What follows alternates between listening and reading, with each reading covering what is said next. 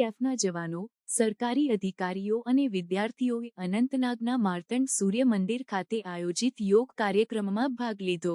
પ્રયાગરાજમાં સીઆરપીએફના જવાનો, સરકારી અધિકારીઓ અને વિદ્યાર્થીઓએ અનંતનાગના પ્રખ્યાત માર્તંડ સૂર્ય મંદિર ખાતે આયોજિત યોગ કાર્યક્રમમાં ભાગ લીધો.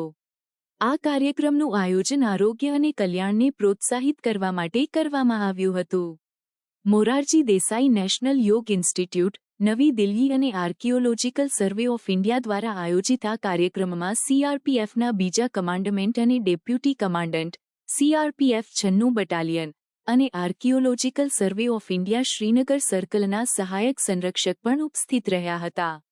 કાર્યક્રમની શરૂઆત રાષ્ટ્રીય ગીતના ગાયનથી થઈ હતી. ત્યારબાદ સૌર નમસ્કાર અને યોગની વિવિધ આસનોનું પ્રદર્શન કરવામાં આવ્યું.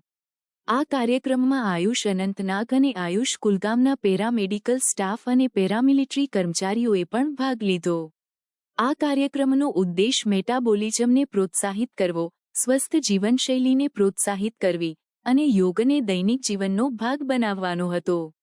આ કાર્યક્રમમાં સીઆરપીએફના જવાનો અને સરકારી અધિકારીઓએ યોગના મહત્વને સમજાવ્યું અને યોગને જીવનમાં અપનાવવાની મહત્વતા પર ભાર મૂક્યો. તેઓએ જણાવ્યું કે યોગ માત્ર શારીરિક કસરત નથી, પરંતુ માનસિક અને ભાવનાત્મક સ્વાસ્થ્ય માટે પણ મહત્વપૂર્ણ છે.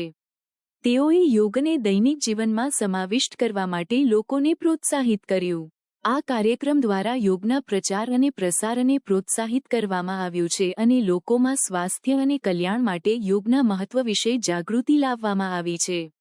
આ કાર્યક્રમના સફળ આયોજન માટે આયુષ વિભાગ અને અન્ય સંલગ્ન વિભાગોને અભિનંદન આપવામાં આવ્યા છે.